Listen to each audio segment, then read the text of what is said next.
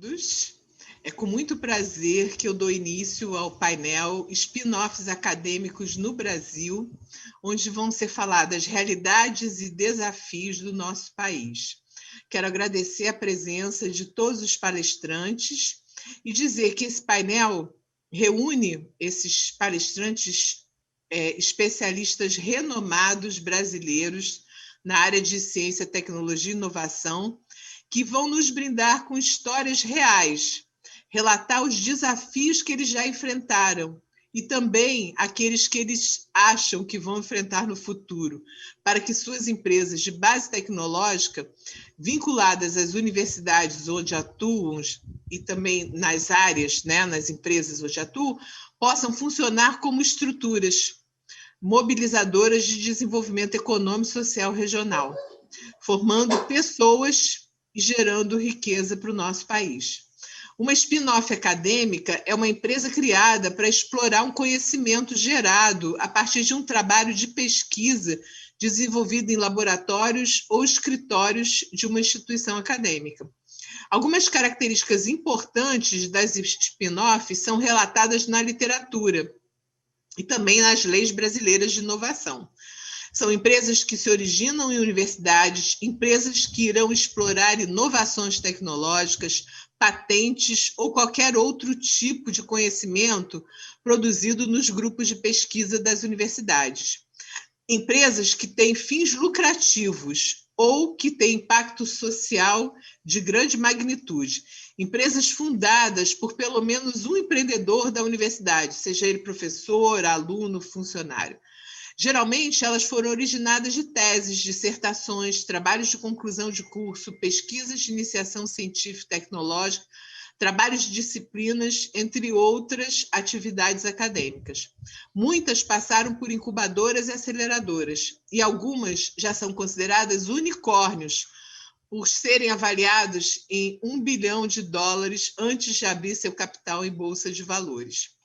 Eu vou passar a palavra agora para o professor André Ribeiro de Oliveira, da Universidade do Estado do Rio de Janeiro, que dará continuidade a esse painel apresentando todos os palestrantes antes das suas intervenções. O professor André ele é professor associado do Departamento de Engenharia Industrial da UERJ.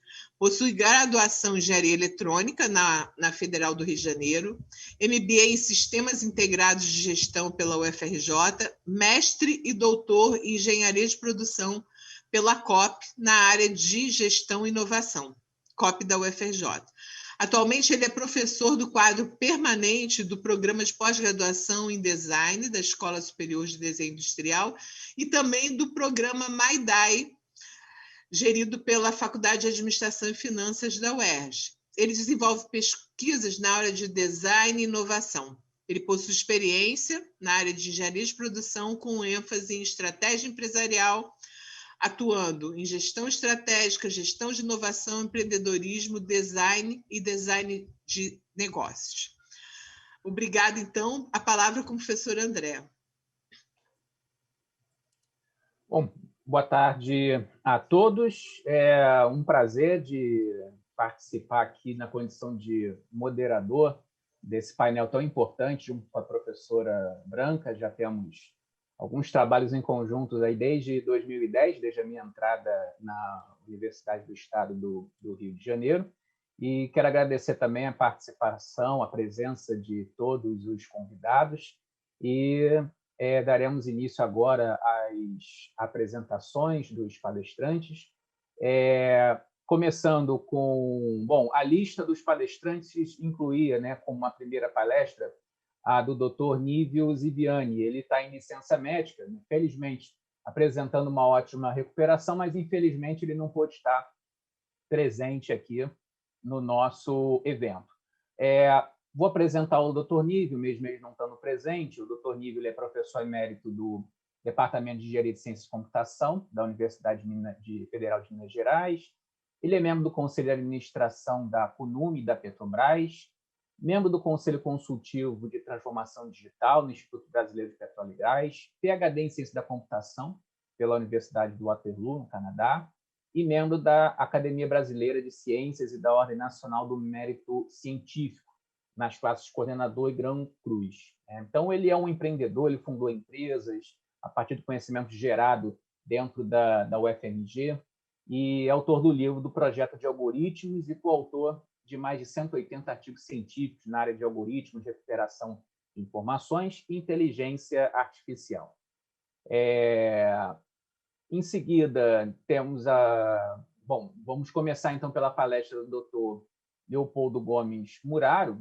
O Dr. Leopoldo ele é mestre em Administração Pública pela UNB, possui MBA em Gestão Pública pela FGV, especialista em Direito Público, graduação em Direito na UNB, procurador federal, ocupando a função de procurador-chefe do Conselho Nacional de Desenvolvimento Científico e Tecnológico, o CNPq, e coordena o Fórum de Procuradores, Chefes e a Câmara da Ciência, Tecnologia e Inovação da Procuradoria-Geral Federal. É membro da Comissão também permanente da Pesquisa, Desenvolvimento e Inovação da Consultoria Geral da União.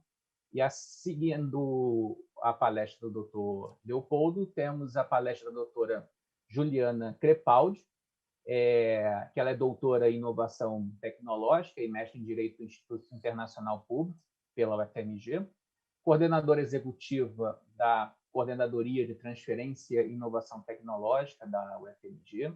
Ela é diretora técnica do Fórum de Gestores de Inovação e Transferência de Tecnologia, FORTEC, membro do Conselho de Inovação da Associação Comercial e Empresarial de Minas Gerais e do Conselho do BIETECTAL, dos temas de propriedade intelectual e transferência de tecnologia. A seguir, temos a palestra da doutora Lilian Carretti. Ela tem doutorado em administração pela Universidade de São Paulo, mestrado em administração de empresas pela FGV, graduada em administração pela Universidade de São Paulo, atuou como professora de programas de MBA da Fundação Instituto da Administração, a FIA, na Sampo Institute of Finance, professora de finanças da Faculdade de Economia, da FEA, da USP, da graduação e do mestrado profissional em empreendedorismo, atuando na pesquisa do ensino e investimento de capital de risco, investidores anjos e venture capital. Atua bem na gestão na agência da USP de inovação como assessora da coordenação na área de empreendedorismo, fomentando a criação de startups e investimento privado conectando investidores anjo e venture capital com as startups criadas, além de apresentar soluções desenvolvidas pelas startups nas empresas com desafios tecnológicos. Ela também é presidente do Comitê de Investimento do Fundo Patrimonial da FEA, é autora de livros Mercado Financeiro Brasileiro, Cálculo Financeiro e Valuation, atuou como consultora com Valuation, avaliação de investimentos, precificação de ativos de renda fixa, previsão de falência, e atuou também na área bancária, em operações internacionais, com captação de recursos internacionais e estruturação de produtos. Concluindo o ciclo de apresentações, temos a palestra do Dr. Egas Caparelli Dacher. Ele é graduado em Medicina pela Universidade do Estado do Rio de Janeiro, mestre em Biofísica pela Universidade Federal do Rio de Janeiro e doutor em Medicina pela Universidade Federal Fluminense e pós-doutorado no National Institute of Neurological Disorders and Stroke, pelos Estados Unidos, concluído em 1990. Atualmente ocupa o cargo de professor adjunto de Fisiologia na Universidade do Estado do Rio de Janeiro, onde coordena o Laboratório de Estimulação Elétrica do Sistema Nervoso, e professor associado da disciplina de Clínica Médica da Escola de Medicina e Cirurgia da Universidade Federal do Estado do Rio de Janeiro, a Unirio, onde coordena o Programa de Residência Medicina de Trato. Ele é membro titular da Academia Brasileira de Neurologia, possui ainda título de especialista em Medicina Legal e Perícias Médicas e em Medicina de Trato, e atua profissionalmente em Neurofisiologia e Neuromodulação e Medicina Pericial. Ele também desenvolve pesquisa acadêmica nas áreas de neuromodulação não invasiva do sistema nervoso, medicina do tráfego e psicologia do trânsito. Então, podemos dar início agora à palestra, ao ciclo de palestras, começando pelo Dr. Leopoldo Gomes Muraro. cujo título da palestra é Relação do Estado Brasileiro com o Fomento à CTI. Então, doutor Leopoldo. Obrigado, André. Inicialmente, queria agradecer ao G1, na pessoa da professora Branca Mello, da Branca Terra, que nós fizemos contato. É um tema extremamente rico para o país, né? Essa coisa de incentivar essa relação com as spin-offs. Deixa eu só compartilhar minha tela aqui. Só me confirma, está aparecendo? Está aparecendo, André? Tá, né? Sim. Quando eu abro aqui, some todo mundo. Vou só minimizar aqui, senão eu não vejo nada. Então, agora foi. Bom, falando um pouquinho sobre spin-offs no Brasil, sobre oportunidades e desafios, eu vou fazer primeiro um panorama da CTI no Brasil e depois, dentro daquela fala inicial da professora Branca, eu vou pegar 4 experiências que nós estamos tendo para, de certa forma, estimular essas spin-offs no Brasil. Tá?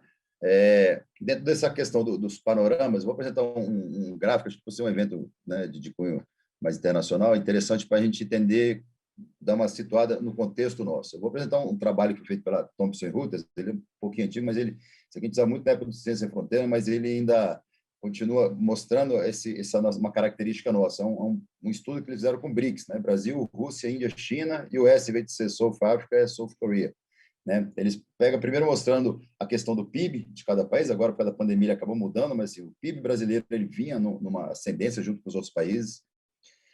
O Brasil ele melhorou as suas spin-offs, desculpa, as suas publicações. Vou soltar aqui meu tempo para não perder meu tempo. As publicações, nossos papers brasileiros, eles estão numa crescente.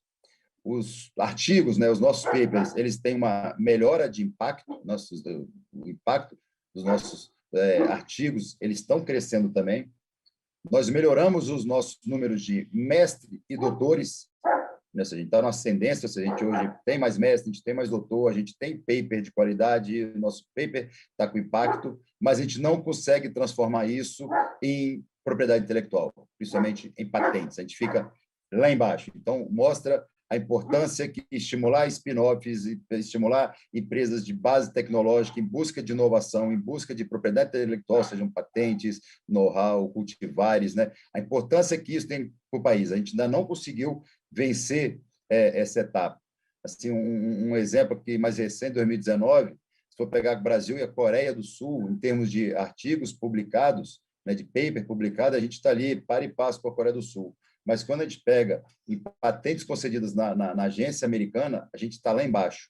Assim, a Coreia do Sul está com muitas patentes registradas, a gente não consegue elevar esse patamar, mantendo aquela lógica daquele gráfico anterior. Né? E isso acaba que reflete no GII, no Global Index of Innovation. Né? Assim, a gente está na 62ª posição no ano passado, a gente vem caindo nesses últimos anos, então nós temos que, como nação, nós temos que estimular formas de aumentar o nosso desenvolvimento tecnológico, as nossas pesquisas tecnológicas, para isso refletir em ganho em propriedade intelectual e a gente ter uma melhoria no nosso país, tá certo? Então, nesse contexto, a gente tem que começar a criar uma mudança de cultura e dentro do lado do Estado, né, que eu estou falando mais no eixo do governo, assim, um novo regime jurídico administrativo, né? Que foi feito recentemente, que é bom a gente ressaltar. Em 2015 foi feita a emenda constitucional 85, ou seja, houve uma mudança na Constituição Federal. Depois, seguido, no outro ano, em 2016, foi editada uma nova lei, que é a Lei 3.243, que alterou basicamente a Lei 10.973, que é a Lei de Inovação e outras 9 leis, e foi editado um decreto. Ou seja, a gente tem um arcabouço jurídico, ou seja, a nossa legislação hoje ela está, de certa forma, adequada a essas atividades de ciência, tecnologia e inovação, e agora a gente está nessa fase de baixo de fazer normativas internas e medidas efetivas, que é onde eu vou situar agora a minha apresentação, para dar concretude a isso tudo. Ou seja, a gente conseguiu mudar a legislação, só que agora a gente tem que mudar essa nossa cultura e formas da gente atuar de forma diferente. Eu cito, eu acho que esse artigo cai bem na ideia da spin-off, que mostra que a União, isso é um comando da Constituição, isso aqui foi uma alteração que foi feita no nosso texto constitucional, esse artigo 219A, ele está agora um texto da Constituição, ou seja, todo o ordenamento jurídico brasileiro ele tem que respeitar esse comando. Ele diz que União, Estados, DF e municípios, ou seja, os 4 entes federados, poderão, na verdade, deverão firmar instrumentos de cooperação, com órgãos públicos, né, e entidades privadas, com ou sem fim lucrativo, ou seja, botar todo mundo para trabalhar junto, inclusive compartilhando recursos humanos, né, e capacidade instalada. Vou falar sobre 2 instrumentos nesse sentido, para execução de projetos de pesquisa. Ou seja, hoje há um comando constitucional para que essas experiências de empresas, através de instrumentos de cooperação, nós começamos a criar, de fato, um ecossistema de inovação no nosso país, querendo o quê? O desenvolvimento científico, tecnológico e de inovação. Tá certo? A teoria que hoje embasa a emenda constitucional 85 e todo o marco legal é da tríplice hélice de inovação, ou seja, a ideia é que o governo, com a universidade e empresas, elas interajam, e ali daquele eixo a inovação surja através de parcerias, tá certo? Para quê? Para buscar crescimento econômico, desenvolvimento social, fundado no conhecimento. Então, essa nossa fala tem tudo a ver com a spin-off, é justamente nesse sentido. Como é que nós vamos criar meios para interagir, né, o governo, né, bancando uma parte, ele fomentando, né, as universidades criando, as ICTs criando conhecimento, e esse conhecimento sendo aplicado às empresas, e essas 3 L's começam a gerar, e a partir daí a gente incrementa a inovação no nosso país. Tá certo? Partindo já para a questão de instrumentos, hoje a gente tem um instrumento jurídico que ele está sendo usado, mas ele está precisando ser aperfeiçoado, que é a encomenda tecnológica. Ele está no artigo 20 da lei. É um instrumento que ele é muito pouco usado no Brasil, a gente está usando ele agora porque ele é desafiador. Desafiador que eu falo, eu sou advogado público, né, e faço parte de um direito que eu vou falar aqui, principalmente calcado na Lei 8666, que você sempre vai contratar um serviço ou vai contratar um produto que já existe. A encomenda tecnológica ela é desafiadora, assim, é o Estado usando o seu poder de compra, né, para buscar o quê? Um desafio tecnológico que ele não tinha ainda e do mercado ainda não tem. Então, o governo ele vai pagar pesquisa para chegar num determinado produto, e uma vez, que é o grande desafio do direito brasileiro hoje, nós temos hoje, é conseguir fazer com que todo mundo entenda que a gente vai estar pagando por algo que não existe. Né? A gente conversa entre colegas procuradores, como a gente vai fazer uma encomenda de um produto que ainda vai existir, e quando ele vir a existir, se vier a existir, a gente vai falar que vai comprar esse produto? É isso.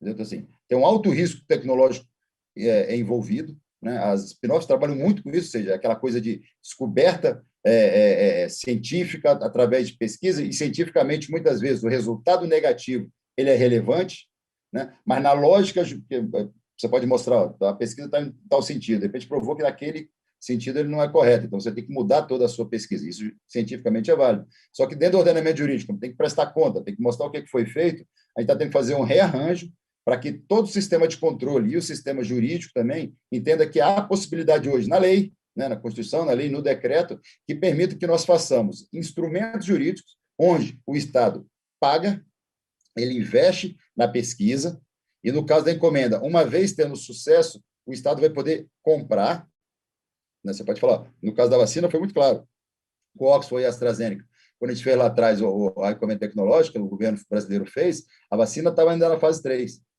O governo pagou. Aí, por quê? Quando a vacina saísse, que no caso saiu, a gente teve direito a pegar lotes da vacina e a passar uma parte dessa tecnologia para a Fiocruz poder fazer. Mas na época que o dinheiro foi colocado nessa encomenda tecnológica, a vacina ainda não estava pronta.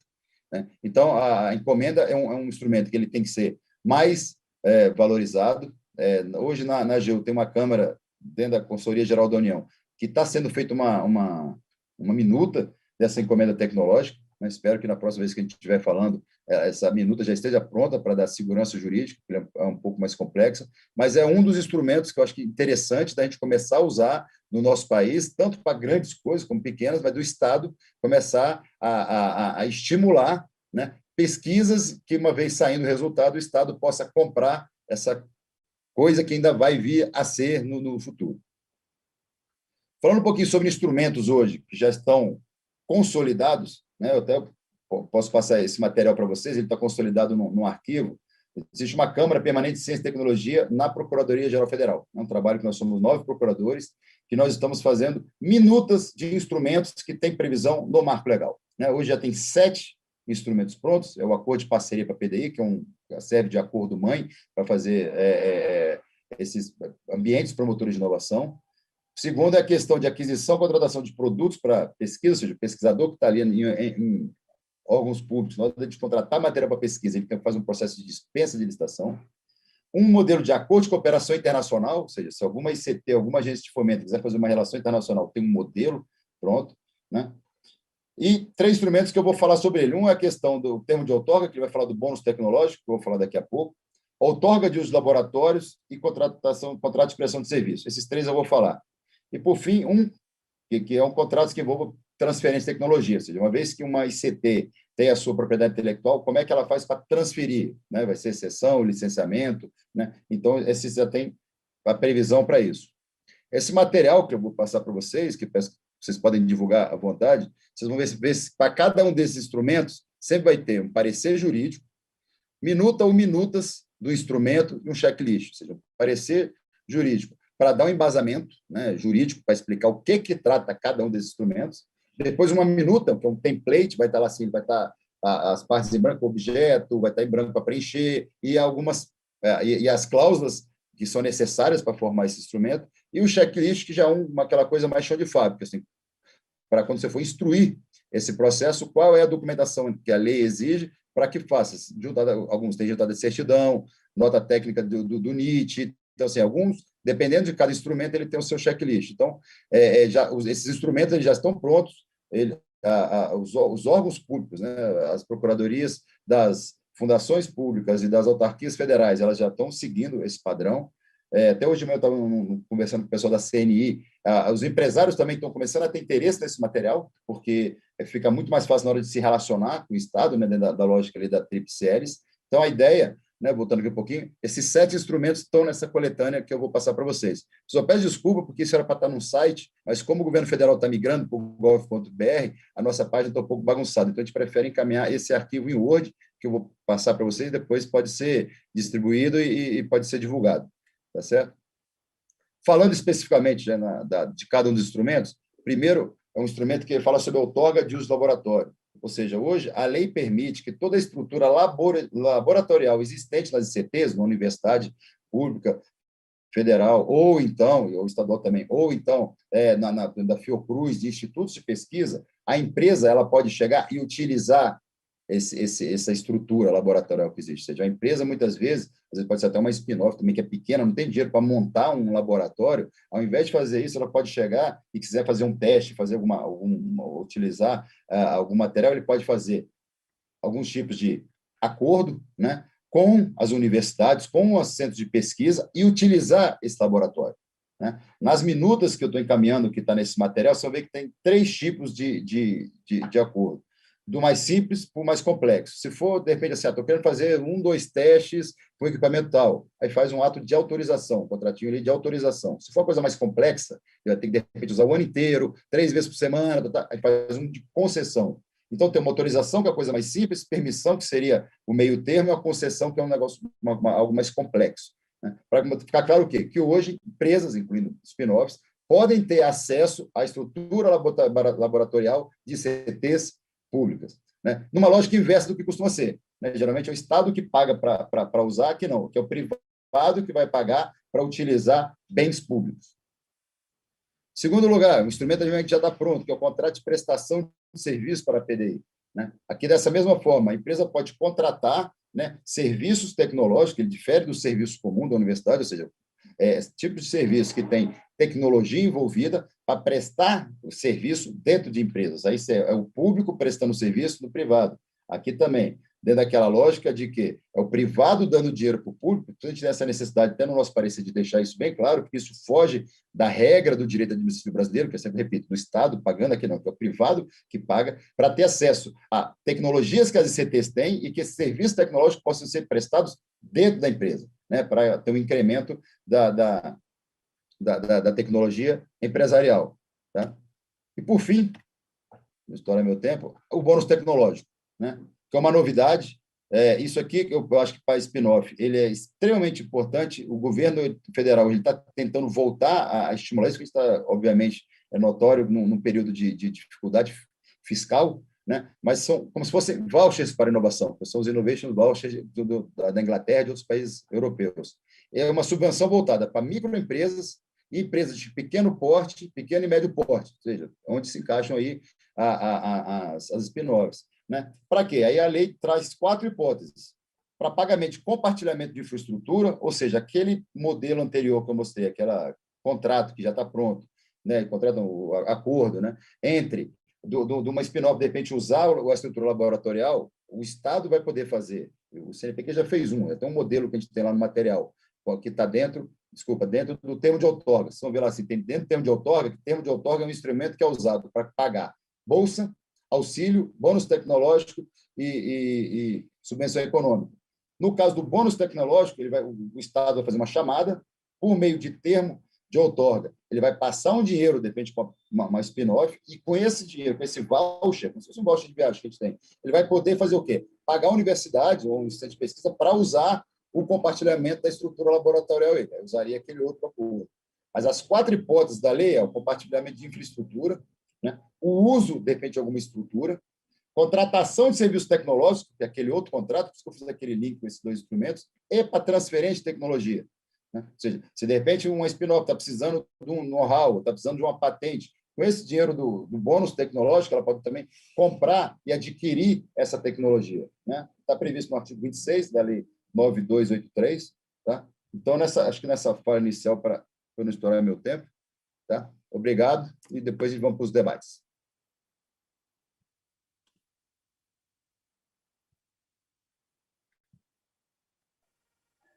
Doutor Leopoldo, obrigado pela sua apresentação, pela ótima explanação de alguns pontos. Então, eu passo a palavra agora para a doutora Juliana Crepaldi. Ela vai falar o tema dela, da palestra dela, as políticas de inovação de universidades e parcerias universidade-empresa no Brasil. Boa tarde. Gostaria de começar, então, cumprimentando, né, a Branca, o André. Obrigada pelo convite, né, e pela oportunidade de falar nesse evento. E cumprimentar também meus colegas de painel. E aí, antes de começar, André, você falou que o professor Nível Ziviani, né, não vai poder estar com a gente, mas eu trouxe, tá, para a apresentação um pouco da experiência dele enquanto empreendedor, para falar, né, para ilustrar, né, a questão das políticas da UFMG em apoio ao spin-off, tá? Então, não vai ficar, esse tema, de alguma forma, vai ser tratado aqui na nossa conversa hoje. Tá ótimo. Eu vou compartilhar aqui a tela. Só um minutinho. Vocês estão vendo a tela toda? Sim. Tá. Então, a gente está dentro de um evento, né, que discute a hélice tríplice, papel, né, governo, Estado e universidade. E o objetivo hoje da fala para vocês é falar um pouco sobre a perspectiva, então, do eixo universidade, né, nessa atividade de fazer o apoio, o suporte a empreendimentos de base tecnológica. Eu atuo, né, como o André falou, na UFMG, no Núcleo de Inovação Tecnológica, que é a CTIT, que dentro, né, dentre outras iniciativas que a UFMG tem, eu vou mostrar para vocês, para apoiar, né, empreendimentos de base tecnológica, o nosso NIT, ele é um local que apoia e que tem bastante interface, né, das competências, tenta fazer essa interface entre as competências da universidade com empresas, né, para fomentar empresas de base tecnológica. Então, a gente tem aqui, eu só vou... Pronto, agora fica... Eu vou iniciar o meu cronômetro. Pronto. Então, falar um pouco, né, que a criação e a consolidação de empreendimentos de base tecnológica são importantes para o avanço dos países em matéria de ciência, tecnologia e inovação. Então, cada vez mais a gente vê na agenda de inovação e econômica dos países essa discussão sobre novos empreendimentos, né, que surjam, então, para a geração de negócios a partir de tecnologias desenvolvidas naquele estado. Então, esse tipo de iniciativa, né, esse tipo de estratégia, como uma política de Estado, o que ele visa? Né? O que essa estratégia visa? Conectar a capacidade científica e tecnológica de uma dada região, local, com a capacidade justamente de geração de novos negócios, para que o país, então, né, consiga consolidar um pouco mais o seu Sistema Nacional de Inovação e, principalmente, promover o desenvolvimento econômico e social. Essa prática de apoio, eu vou falar empreendimentos de base tecnológica e spin-off, que eu acho que é o tema, né, central aqui do nosso painel, ela deve estar necessariamente conectada, quando a gente pensa em Sistema Nacional de Inovação, com práticas nacionais e também regionais para a industrialização, né? Então, um fomento, né? Uma política de Estado que visa, então, incrementar a atividade econômica a partir de empreendimentos tecnológicos, isso precisa, de certa forma, estar conectado com as políticas, aliás, está diretamente conectado com as políticas industriais. Fazendo esse tipo de interface, agora trazendo um pouco para o universo universidade, né? Eu vou falar universidades, não apenas universidades, mas universidades e centros de pesquisa, que eu passarei a chamar de ICTs, essa atividade ela vai, né, naturalmente incrementar a infraestrutura que um país pode, né, consolidar e o doutor Leopoldo falou antes de mim sobre a questão de acesso que as empresas podem ter à infraestrutura de CTs. Então, esse tipo de prática fomenta, né, que essas estruturas elas sejam consolidadas e aperfeiçoadas no país, né? E isso tudo, né, a legislação, daqui a pouquinho eu vou falar também um pouco sobre o Marco Legal de Ciência, Tecnologia e Inovação, ele justamente permite que as relações entre público e privado, né, para a inovação tecnológica, ela se dê, né, com mais fluidez, sem abrir mão da segurança jurídica, mas de uma forma, então, que atenda ao ritmo, que é o ritmo exigido para a inovação tecnológica, que é um ritmo mais acelerado. Esse tipo de atividade, né, de criação de spin-offs, ela vai fazer o quê? Ela vai formar recursos humanos, né? Isso vai fazer uma atração de recursos e retenção de recursos humanos para o nosso país. Do ponto de vista do eixo das ICTs, isso mostra que está colocado, então, para as ICTs uma missão, né, uma nova missão, além da formação de recursos humanos, né, que, por exemplo, quando a gente vê as universidades, essa é a função principal das universidades, mas para além da formação de recursos humanos, para além do desenvolvimento de pesquisas, né, de impacto tecnológico, cabe também às universidades, com o seu papel, né, uma discussão teórica que tem na economia do papel da universidade empreendedora, também, né, colaborar com o Sistema Nacional de Inovação a partir do quê? Do fornecimento, né, de conhecimento, tecnologia, infraestrutura, que vai, então, apoiar a geração de spin-offs, por exemplo, né, para empreendimentos que tenham essa característica. O que é interessante, quando a gente discute isso do ponto de vista da universidade, é que, embora essa seja uma ação, né, que precisa hoje estar na missão institucional, cada ICT vai fazer isso considerado o seu DNA, o seu histórico, as suas vocações. E daqui a pouco a gente vai falar um pouco sobre políticas de inovação das ICTs. Isso faz, né, todo sentido quando a gente está discutindo e o doutor Leopoldo mostrou na apresentação dele, a pirâmide, como é construído, né, a base legal para a inovação, e dentre os instrumentos que as universidades têm para praticar esse marco legal, está a política de inovação, né, que justamente também trata da questão, e deve tratar da questão de apoio a empreendimentos de base tecnológica.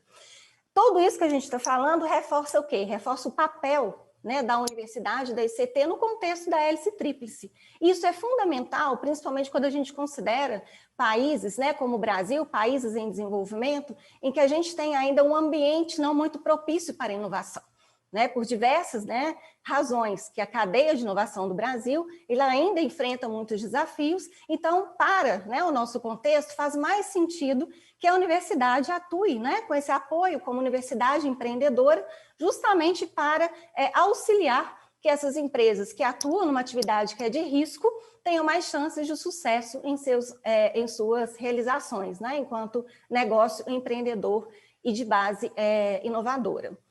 Então, a gente tem um Sistema Nacional de Inovação ainda imaturo no Brasil, pouco favorável à geração desses negócios, então faz mais sentido ainda, né, para países com tal natureza, fortalecer o papel das universidades nessa discussão. Bem, quando a gente fala de competências das ICTs, aqui eu fiz um recorte para a inovação, né, e a gente vai trabalhar aqui pelo menos com 3 pilares. O capital intelectual, que é o conhecimento gerado pela ICT em dada área do conhecimento técnico, né, acumulado por seus pesquisadores e alunos ao longo dos anos. As tecnologias, que aqui são aquelas materializadas em propriedade intelectual, patente, marca, desenho industrial, e a infraestrutura de pesquisa, que é também um eixo extremamente relevante de possibilidade das ICTs aportarem as suas competências, por exemplo, para, né, apoiar spin-offs. Esse slide, ele mostra, e também na fala anterior foi colocado isso, que quando a gente está falando do eixo tecnologia, nós estamos falando muito mais do que patente, né? As universidades geram um conjunto de ativos de propriedade intelectual que tem valor econômico, valor jurídico e relevância para o mercado. Por exemplo, que estão protegidas por patente, know-how, software, desenho industrial, cultivar. Então, todo esse conjunto de elementos, né, que são a propriedade intelectual, que é a materialização desse capital intelectual da ICT, esses ativos são passíveis, então, de serem negociados com empresas spin-offs para gerar novos negócios. E aí eu abro um parênteses para falar de uma experiência muito recente da UFMG, em que a gente fez o licenciamento para uma empresa spin-off de um desenho industrial, que era um design de uma joia. Então, vocês vejam que a gente saiu um pouco, né, do universo das patentes para poder também explorar outros ativos que são relevantes para a geração de negócios. O marco legal, eu vou passar muito rápido sobre isso, né, porque já foi falado com muita propriedade antes. O que ele faz no contexto das spin-offs? Ele legitima, né, que essa parceria público-privada aconteça com mais segurança. E ele ainda dá uma mensagem ainda mais forte do que legitimar. Né, o marco legal, que deve ser visto como uma política pública, ele orienta o quê? Que não só pode, mas como deve. Né? É hoje missão institucional, como eu falei antes, das universidades e centros de pesquisas apoiarem esse tipo de empreendimento. Então, isso facilita o quê? Que essas empresas realizem seus programas de inovação aberta, né? Que é a busca fora das suas fronteiras por competências que vão complementar a sua capacidade, então, de gerar novos produtos, processos e serviços. E o Marco Legal de Inovação, né, ele reforma, né, como colocou o doutor Leopoldo, 9 legislações e, mais fortemente, a Lei de Inovação Tecnológica, ele cria o quê? Formas mais estruturantes e contínuas de participação, né, e de colaboração universidade-empresa, para além de pontos de interação. Né? Então, isso possibilita o quê? Que essas empresas spin-offs, elas consigam ter mais acesso às competências naqueles pilares que eu falei antes, para o marco, a partir, né, dos instrumentos que o Marco Legal de Inovação trouxe. Aqui também eu vou passar mais rapidamente para não ter sobreposição de fala, mas nós temos modelos, né, alguns modelos de interação possíveis, né, com empresas para as ICTs, que incluem, né, a possibilidade das spin-offs também acessarem esses modelos, como acordos de desenvolvimento, transferências de tecnologia, compartilhamento de infraestrutura e outras formas de interação. Eu tinha mencionado, né, sobre a política de inovação tecnológica, e ele está, né, construído, então, na legislação brasileira, para quem está acompanhando o evento e é de fora, né, do país. No Brasil, a gente tem essa legislação, e foi uma escolha, né, do legislador de apresentar os instrumentos possíveis de interação e permitir que cada universidade, cada centro de pesquisa construa a sua política de inovação para orientar como essa ICT ela vai praticar, né, a sua política de inovação. Um dos eixos que estão previstos nessa política, e ela é obrigatória para as ICTs públicas, é construir, então, tanto do ponto de vista de estratégia como normativo, né, instrumentos que vão apoiar e fomentar o empreendedorismo a partir das suas competências. Eu coloquei aqui a foto desse guia, ele é um guia que foi construído em parceria entre o Fortec e o Ministério de Ciência, Tecnologia e Inovação, na época era MCTIC, ele está disponível para quem quiser acessar online, e ele fala um pouco sobre, né, essas políticas de inovação e orientações para a construção dessa política.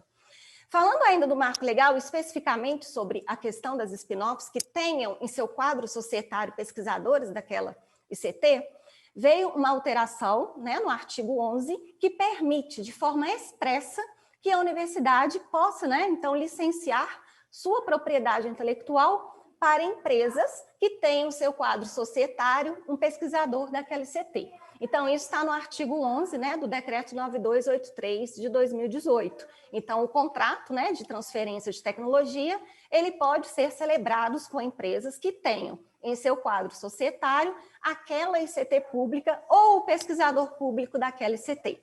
Isso vai permitir empreendimentos, por exemplo, como que o professor Nívio Ziviani está à frente, né, que é a CUNUME, para, então, dar segurança jurídica para que a universidade faça o licenciamento desse ativo.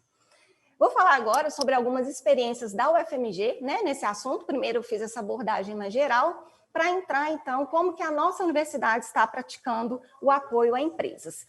Primeiro, né, dentro da política de inovação da ICT, a gente construiu, né, em 2018, a Resolução 03, em que essa possibilidade que veio no decreto, no artigo 11 do decreto, de poder licenciar, eu esqueci de mencionar que é possível desde que observar a sua política de inovação. Então, a universidade logo se organizou para poder, então, regulamentar internamente, né, e aprovar que fossem feitas parcerias, então, licenciamento de tecnologia, melhor falando, para empresas que tivessem, então, o seu quadro societário pesquisador da UFMG. Para quem tiver interesse em acessar esse documento, está na página, vou disponibilizar, está na página da CTIT, UFMG, que é o nosso núcleo de inovação tecnológica, vocês podem acessar essa política. Agora, o interessante que eu queria trazer para a discussão é que, ao criar essa política de inovação, a universidade, a UFMG, fez um estudo para avaliar se de fato fazia sentido, dentro da sua política de inovação, fomentar esse tipo de empreendimento quando tivesse o pesquisador envolvido, né, como sócio daquela sociedade empresária.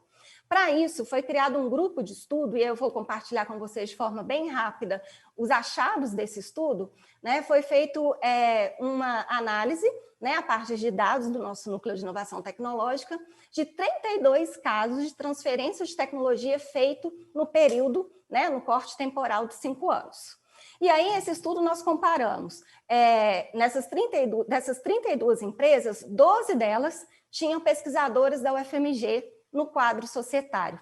Tá? E as outras, né, empresas foram, no recorte da pesquisa, foi feito também a escolha de empresas, não eram empresas de grande porte, eram empresas, né, que estivessem num porte semelhante ao de uma spin-off, para que a gente conseguisse fazer uma comparação. O que a gente observou nesse estudo? Ter o capital intelectual do pesquisador nesse empreendimento, né, como resultado, veio que no mesmo período de 5 anos, essas 12 empresas renderam 3,6 vezes mais royalties para a UFMG, comparado às outras empresas de porte semelhante que não tinham pesquisador no seu quadro societário. Uma outra pergunta que a gente tentou responder nesse estudo: será que ter o professor dentro da empresa atrapalha a produtividade desse professor? E aí nós fomos olhar, né, a produção acadêmica dos professores sócios dessas empresas. E aí o que a gente viu? Né, que tanto na produção de artigos, orientação de aluno, capítulo de livro, coordenação de grupos de pesquisa, que não houve qualquer, né, do ponto de vista de impacto, né, qualquer impacto negativo para a produção científica daqueles pesquisadores. Aliás, 11 desses pesquisadores tinham bolsa, né, no nível 1A e 1B, que são níveis elevados no Brasil de produção científica. E, além disso, nós percebemos que esses professores geraram, né, a partir dos seus empreendimentos, eles geraram, que vou mostrar no próximo slide, eles conseguiram captar, enquanto pesquisadores, continuaram conseguindo captar projetos de pesquisa para a universidade. Então, nesse período, né, de 5 anos, eles capturaram, né, 13 milhões, um pouquinho mais de 13 milhões para projetos para a UFMG. E além de outros, né, resultados que vieram, por exemplo, proporcionaram, né, essas empresas spin-offs com professor, contratação de pessoas e formação de alunos da universidade. Então, tudo isso orientou a UFMG a verificar e, na verdade, validar que a sua ação enquanto uma universidade que apoia o empreendedorismo, né, a partir de spin-offs acadêmicos que tem um pesquisador como sócio, que isso realmente, né, isso tem um valor, visto que, né, todas essas variáveis que a gente discutiu aqui anteriormente. Né?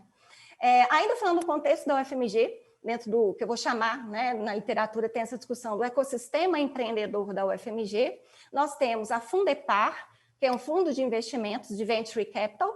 Ele é um fundo criado pela nossa fundação de apoio, a Fundep, e ela é, então, um capital empreendedor, né, como ela aporta contrapartidas nessas spin-offs, tanto com capital, como também suporte à gestão dessas empresas. Né? Ela é uma gestora do Seed for Science, e ela tem, né, a Fundepar, ela é investidora, por exemplo, da Kunume, que eu vou falar um pouquinho do caso dela, que é aquela empresa que trabalha com algoritmo de inteligência artificial, cujo professor Nívios Viviani, né, ele é um dos sócios. Vou falar agora do BHTEC, que é mais uma iniciativa que a UFMG tem, também dentro do seu ecossistema de inovação, que é participar do BHTEC, que é o Parque Tecnológico, né, em que a UFMG é uma das associadas. Um parque tecnológico ele pode ser visto como um ambiente promotor de inovação e ele agrega, além de empreendimentos, né, não só da comunidade da UFMG, porque ele é um parque tecnológico não só para atender a UFMG, mas ele tem, né, dentro da sua estrutura, dentro das suas competências, ele presta o suporte a empresas que receberam tecnologia da universidade, como a Ecovec, que é na área, né, de controle da dengue, a Kunume, a Lamantec, a Invent Vision. Todas essas são empresas, spin-offs da universidade, que estão ou estiveram abrigadas no BHTEC. O BHTEC também, ele recebe o Centro de Tecnologia da UFMG. Nós temos 2 centros de tecnologia, o CT Vacinas e o CT Nano. São ambientes temáticos de inovação, né? O CT Vacinas na área, né, de vacinas e de produtos na área de biotecnologia, e o CT Nano, que é na área, então, de nanotecnologia, em grafeno, novos materiais. Então, vocês vejam, um ambiente de inovação que a UFMG participa, que é o BHTEC, ele acomoda novos ambientes promotores de inovação dentro dos seus temas específicos de atuação. Agora, para encerrar, né, a apresentação, eu gostaria de explorar um pouco mais com vocês o caso da Kunume, né? A Kunume, ela é uma empresa, como eu falei antes, que trabalha com algoritmo de inteligência artificial.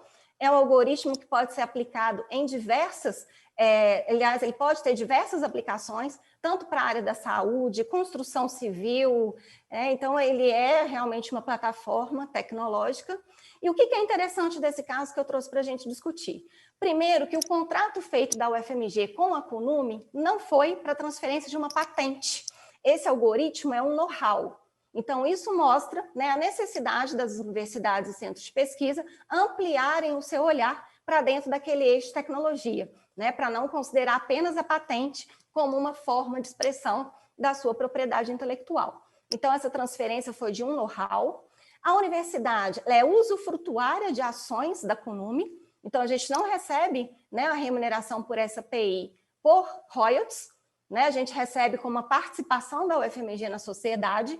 Isso foi antes do Marco Legal de Ciência, Tecnologia e Inovação, e hoje, inclusive, né, para as universidades é possível que elas sejam efetivamente sócias e não usufrutuárias. Mas esse nosso modelo era um ensaio, então, para testar esse modelo da universidade participar desses empreendimentos também, né, como usufrutuária.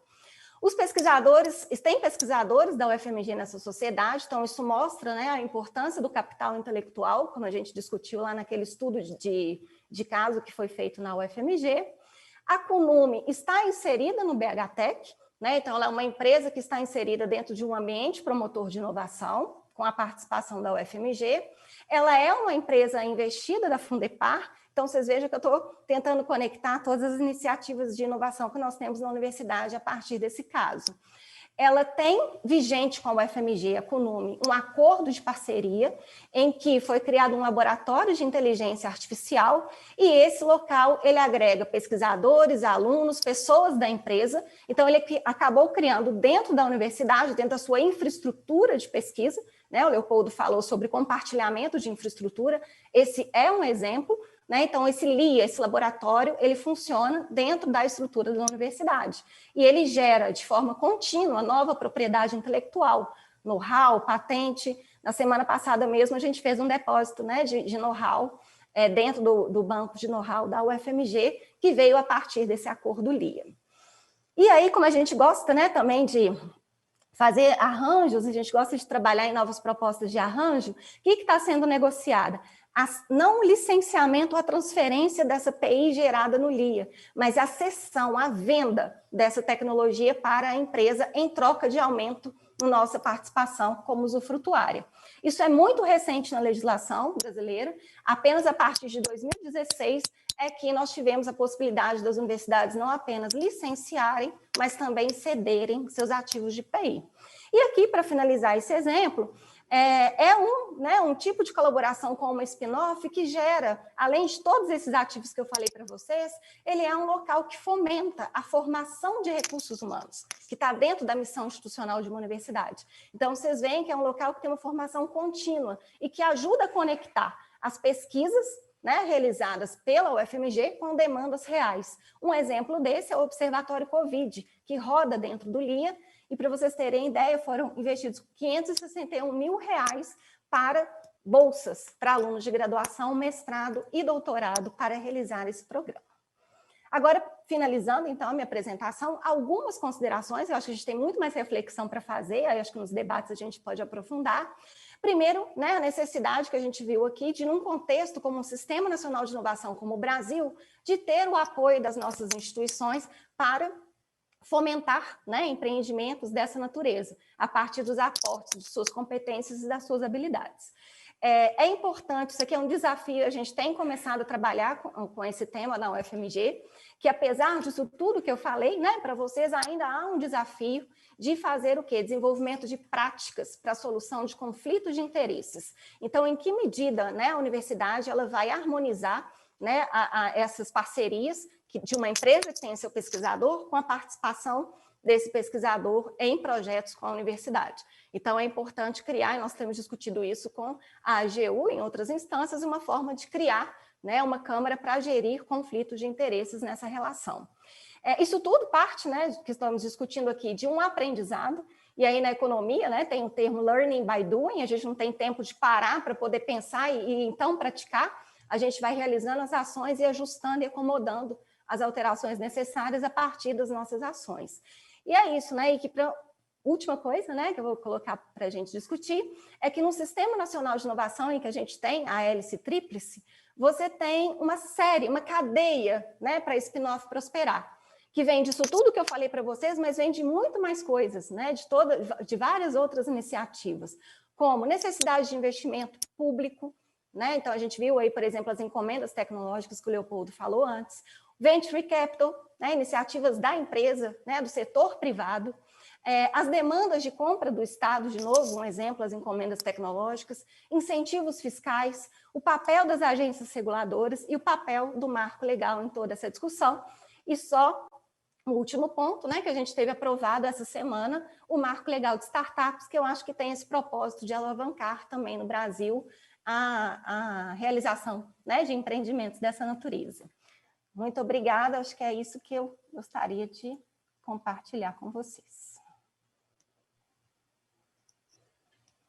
Obrigado, doutora Juliana. É muito interessante a explanação a respeito das experiências da UFMG sobre o processo de inovação, os pesquisadores, trabalhando bem essa ideia da Universidade Empreendedora.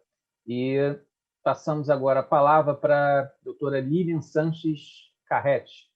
A palestra dela tem o título Desafios do Cientista Empreendedor. Boa tarde, obrigada, André. É um prazer estar aqui. Muito obrigada, Branca, pelo convite. É um prazer poder compartilhar a tarde de hoje com a Juliana e com o Leopoldo. E foi muito feliz a sequência dada na apresentação, porque, de fato, o Leopoldo apresentou o contexto regulatório, a Juliana da UFMG, e agora eu apresento a nossa visão dentro da USP, como a gente pode incentivar a criação e fomento das spin-offs acadêmicas. Então, eu vou compartilhar aqui a minha tela com a apresentação.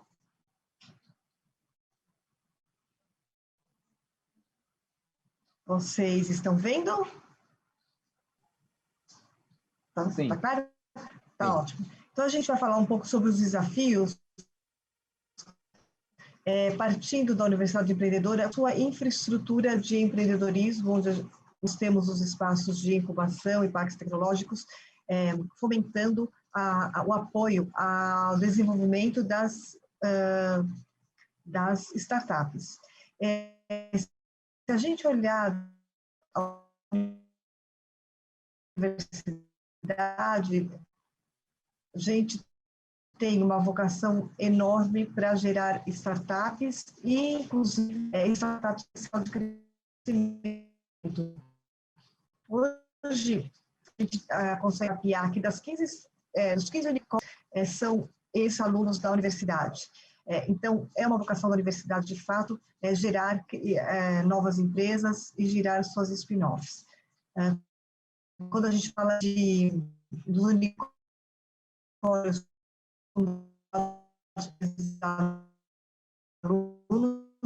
nós estamos denominando unicórnios DNA USP, não são de estabelecer relacionamento com as empresas. Então, a gente está falando de parceria universidade-empresa. Nós temos vários exemplos de competências, de áreas de ciência em que que a gente faz parceria com universidades, seja em centro de pesquisa, seja para desenvolvimento de laboratório, seja para a criação de espaços de coworking para fomentar empreendedorismo e assim por diante.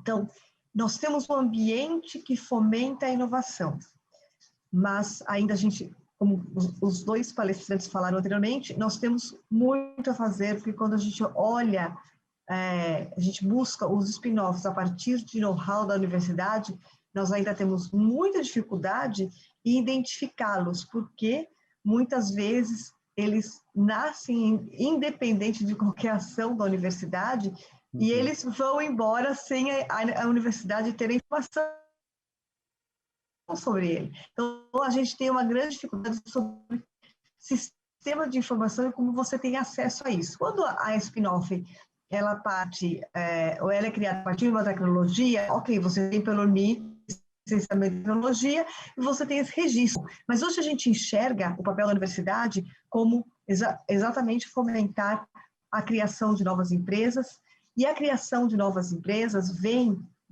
a parte de uma conexão do mercado, ou com o mercado. E aí é que está a nossa visão do que nós temos que fazer daqui para os próximos anos, que é fazer a conexão da universidade com grandes empresas e com os investidores, como a própria Juliana falou, os venture capitals, e antes de venture capitals, os investidores anjos. Como que a gente enxerga hoje as dificuldades e as fricções para que os cientistas consigam se transformar em empreendedores? Nós temos o regulamento do Estatuto do Funcionário Público, em que impede ele de ser um sócio e gestor de uma empresa.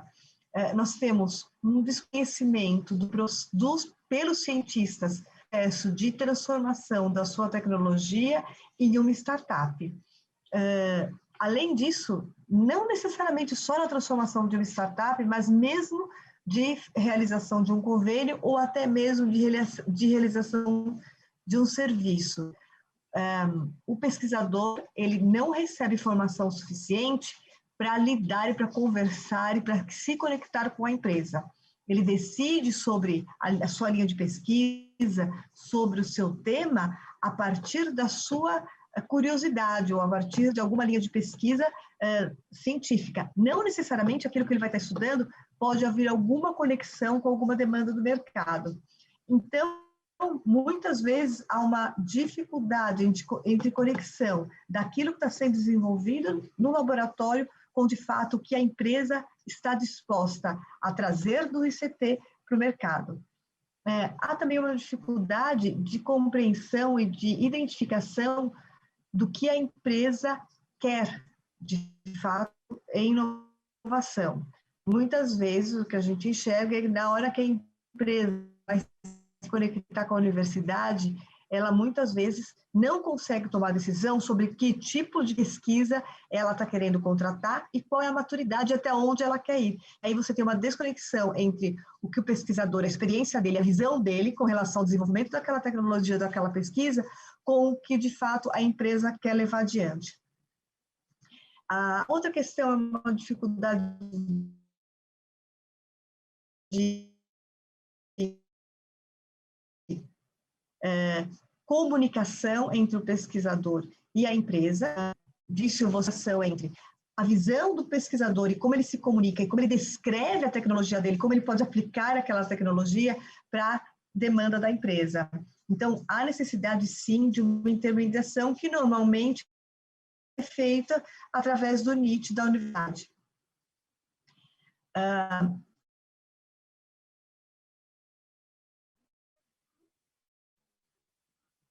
há uma grande dificuldade das empresas em identificar que tipo de atender o seu desafio tecnológico, ou professora Lilian, qual é perdão o interrompê-la. local, qual é a área de conhecimento, pois não?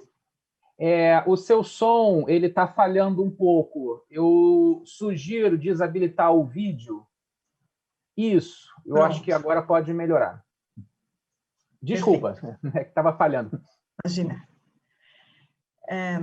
Uma outra dificuldade é como a empresa acessa as tecnologias, ou quais são as áreas do conhecimento que podem ser acessadas para atender a um desafio tecnológico da empresa. Muitas vezes, há necessidade de múltiplas áreas para atender a um determinado desafio, e muitas vezes há um desconhecimento do caminho para se chegar a essas áreas e também para chegar ao pesquisador. E, finalmente, a dificuldade de acesso ao capital, seja capital de fomento, seja capital privado. E aqui a gente enxerga que o capital privado é o que a gente precisa, de fato, estar focando. A partir desse diagnóstico dos desafios que o pesquisador tem para se transformar num pesquisador empreendedor, perdão, deixa eu voltar aqui. Nós estamos definindo algumas ações que estão sendo implementadas no curto e médio prazo. A primeira delas é focar na formação do cientista, não só para para ter as competências para desenvolver os seus artigos científicos e publicações científicas que são fundamentais para o desenvolvimento da ciência, mas também para que ele consiga transformar esse conhecimento em uma inovação.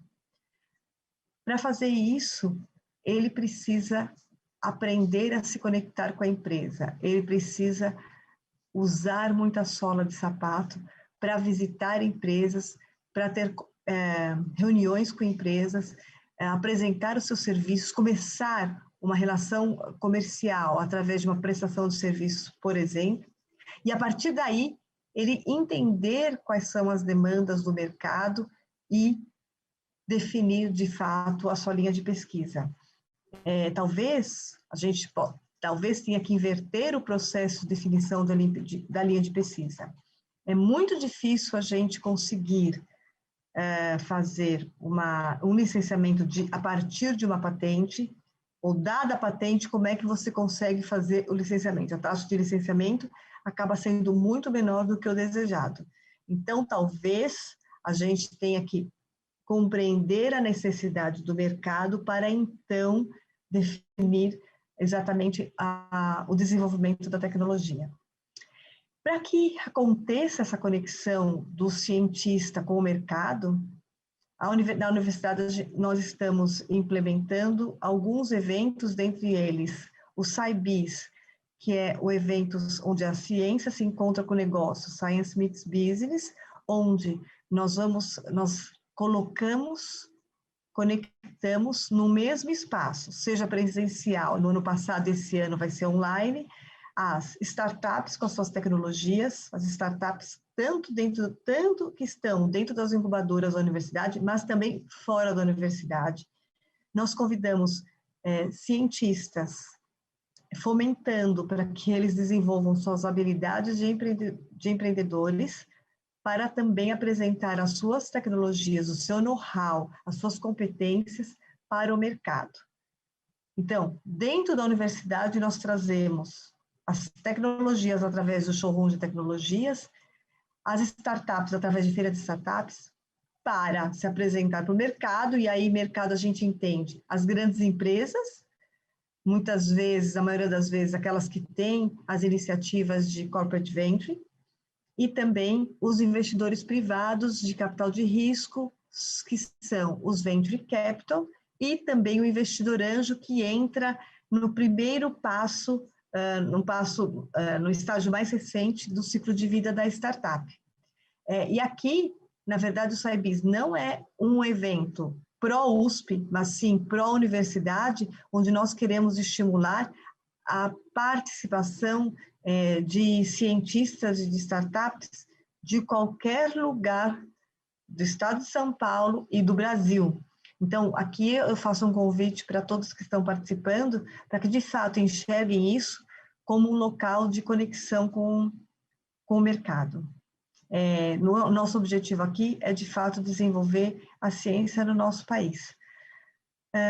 E, finalmente, eu tenho um evento que acontece uma vez por ano, e a outra necessidade é, de fato, nós termos uma tecnologia desenvolvida, que é o meu terceiro item aqui, de conexão da academia com o mercado.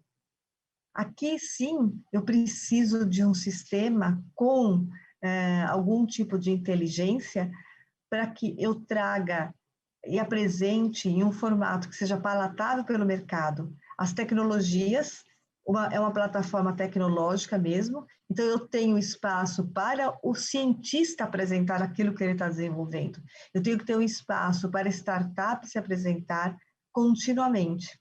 E aí sim, as empresas, quando elas vão visitar o NIT, elas podem, a partir dessa plataforma, identificar que tipo e mapear as tecnologias disponíveis, sejam elas desenvolvidas por cientistas, sejam elas, no estágio mais avançado, muitas vezes, oferecidas pelas próprias startups. Eu gostaria, então, aqui de informar que o SciBis acontece na semana do dia 14 a 18 de junho, e, de novo, não é evento exclusivamente da universidade, mas sim da Universidade de São Paulo para o Brasil SciBis em conexão com a Triple Helix Conference. Então, vai ser um evento conjunto, onde a conferência vai ser feita tanto com keynote speakers da Triple Helix, como também de outros pilares temáticos que usualmente a gente aborda no SciBis. E aí sim a gente tem os outros produtos que eu acabei de falar, que é o showroom de tecnologias e a feira de... E, por outro lado, a última iniciativa que a gente está olhando é essa questão da tecnologia, onde nós trazemos todos esses atores que eu estou representando aqui para se conectarem. Aí vem a questão de quem nasce primeiro, né? Se é o ovo ou se é a galinha. Assim, será que eu preciso apresentar tecnologia para o mercado ou o mercado apresenta a sua demanda? E aqui nessa plataforma é justamente o que a gente quer trazer.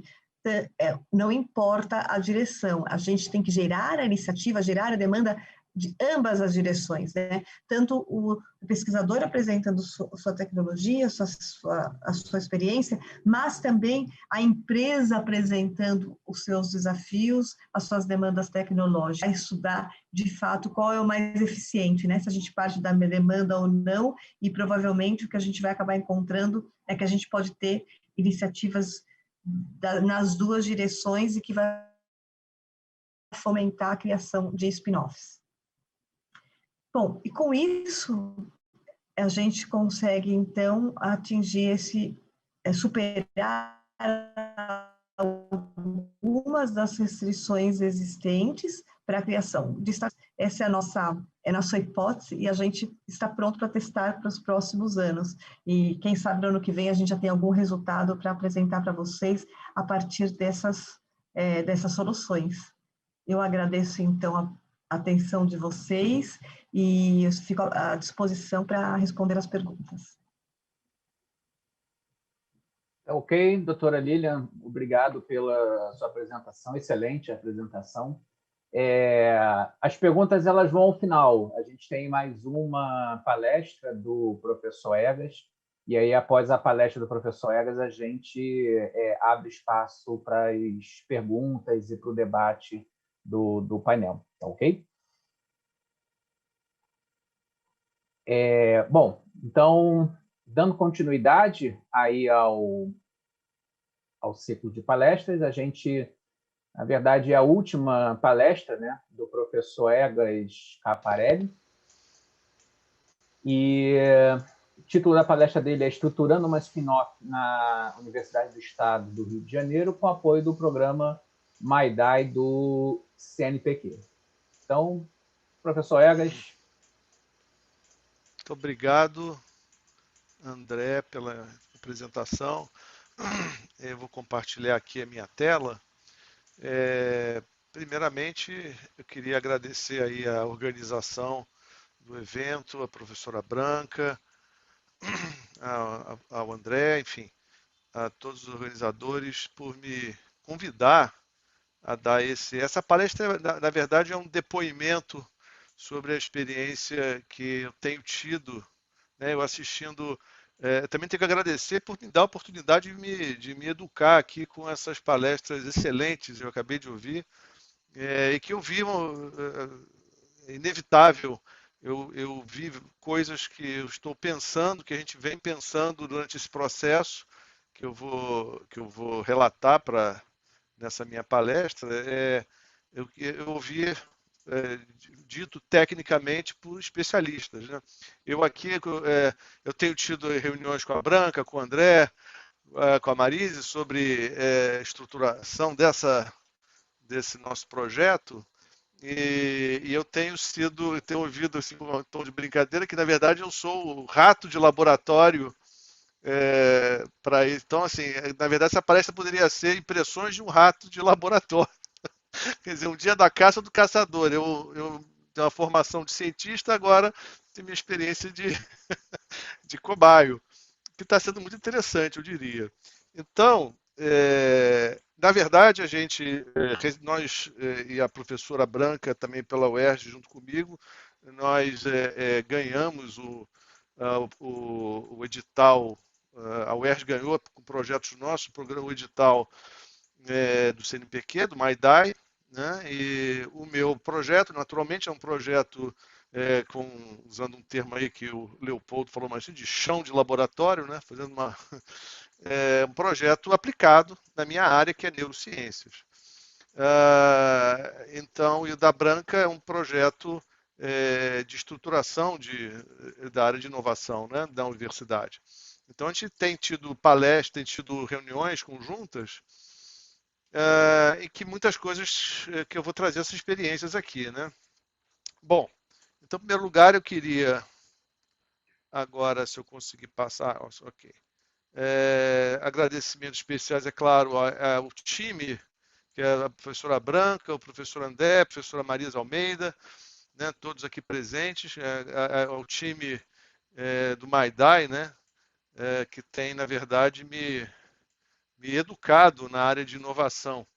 Muitas dessas coisas aqui, como eu disse, isso aqui é um depoimento praticamente, muitas dessas coisas que eu estou ouvindo aqui, né, na verdade, são sensações que eu vinha tendo desde o início da minha carreira, impressões, e eu vejo hoje aqui confirmado, e também ao longo dessas reuniões que eu comentei. Então, bom, então para fazer esse depoimento, a primeira coisa é uma rápida visão aqui da minha trajetória acadêmica e profissional, porque ela se casa com a iniciativa desse programa. Então, eu me formei em medicina em 1990, comecei desde cedo, me interessava por pesquisa acadêmica, então eu comecei trabalhando com modelos animais de anatomia em cérebro de camundongo.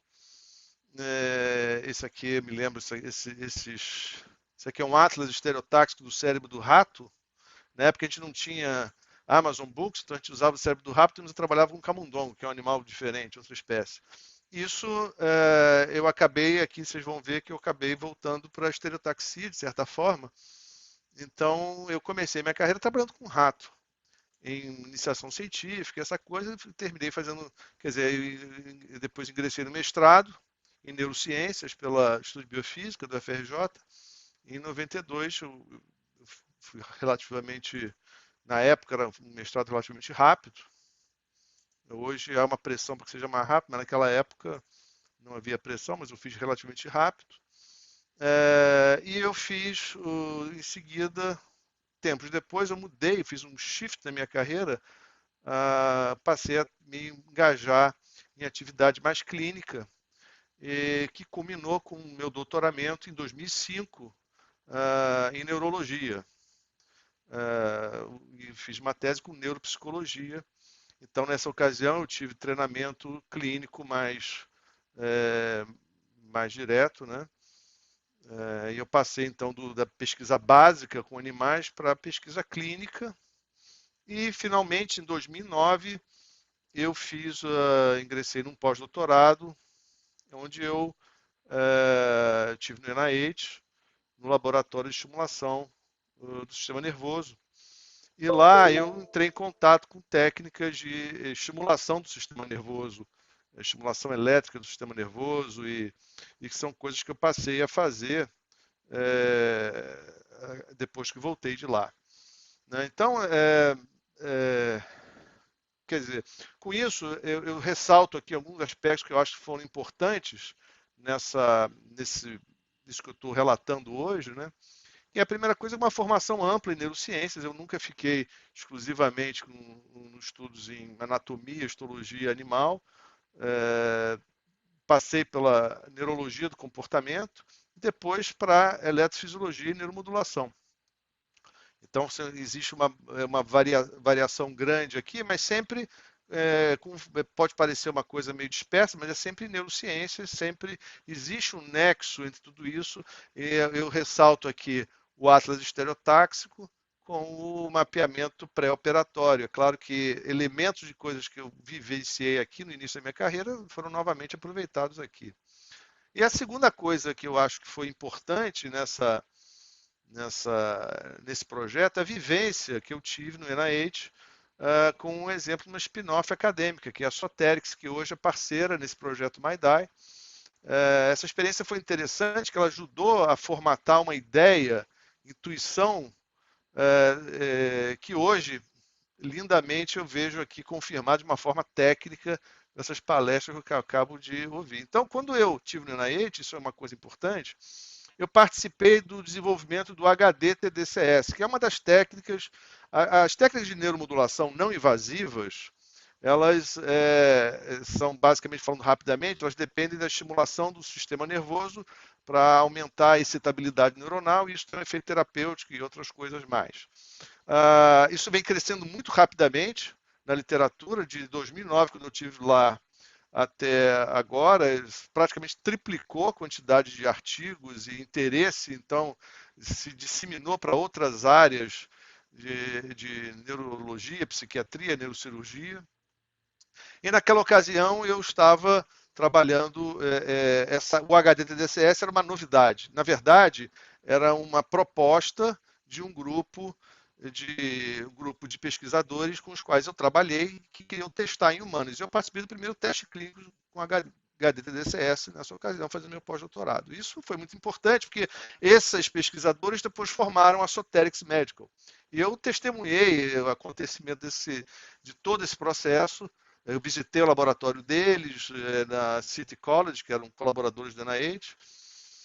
E quando eu voltei para o Brasil, inspirado nesse negócio, eu realmente falei, poxa, eu quero trabalhar mesmo com isso. Quer dizer, eu já fiz de tudo não diria, mas muita coisa em neurociências, e agora eu estou querendo. Então, após meu doutorado, eu comecei, a primeira coisa, a buscar o estabelecimento de uma base. Eu não tinha nada, quer dizer, eu voltei dos Estados Unidos com um equipamento de HD-TDCS que eles me deram de graça na mala, e mais nada, né? Isso, encurtando um pouco a história, eu acabei procurando o serviço de neurocirurgia do Hospital Pedro Ernesto, da UERJ, porque lá eles tinham o professor Carlos Teles, na época, era uma referência em neuromodulação invasiva para dor crônica, e eu também queria fazer mapeamento pré-operatório. Então, mapeamento pré-operatório, você precisa de alguém que faça as operações, ou seja, os neurocirurgiões, né? Então, essa foi a minha motivação. E foi um casamento que deu certo até então, porque os neurocirurgiões foram muito receptivos.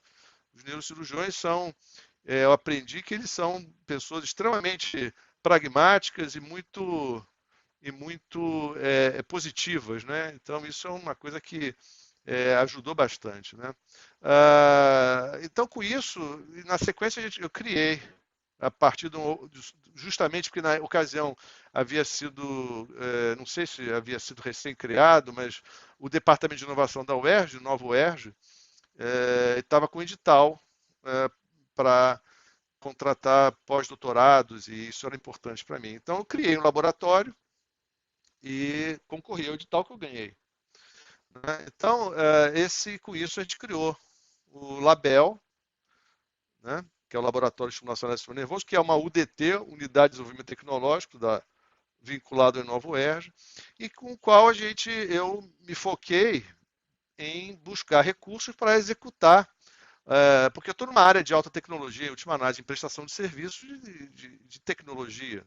Né? Então, eu comecei a buscar, através das fontes de fomento, recursos para equipar o laboratório, né? E sempre buscando tecnologias mais que eu pudesse estar up to date, ou pelo menos concorrer, ou ter alguma coisa a dizer na literatura mundial. Né?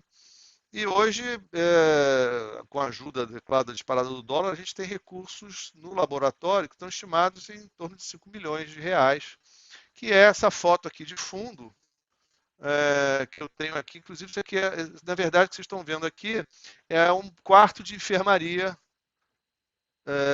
de neurocirurgia do Hospital Pedro Ernesto, onde fica o laboratório. É isso aqui, esse quarto de enfermaria. Aqui tem 5 milhões, essa porta aqui é o banheiro, dentro do banheiro tem mais equipamento lá dentro. Então, isso tem a ver um pouco com as resistências, que eu vou falar um pouco das dificuldades da universidade, tem a ver um pouco com isso aqui. Temos o neuronavegador pré-operatório, tem vários equipamentos aqui, tem 1, 2, 3 equipamentos de TMS, enfim. Então, isso fazem parte da nossa, desse história que eu estou contando aqui. Né? Então, o que eu posso fazer no Label? Né? Quais são as técnicas que eu posso fazer no Label? Eu posso fazer o TDCS, que é estimulação. Eu não vou tentar evitar de ser muito técnico aqui, porque eu acho que não é esse o propósito, mas eu posso fazer o TDCS, estimulação por corrente contínua do sistema nervoso, e o HDTDCS, que é uma variante disso aqui que eu testei pela primeira vez, que aqueles pesquisadores que são meus colaboradores até hoje, eles, através de modelagens computacionais, aqui tem algumas aqui embaixo, eles mostravam que eu posso fazer o TDCS de uma forma mais focal, e isso pode ter algum interesse clínico. Então, eu posso fazer as duas coisas. Eu posso fazer, portanto, até em decorrência desse TDCS, dessa necessidade de focalidade, eu posso fazer a Soterix hoje, ela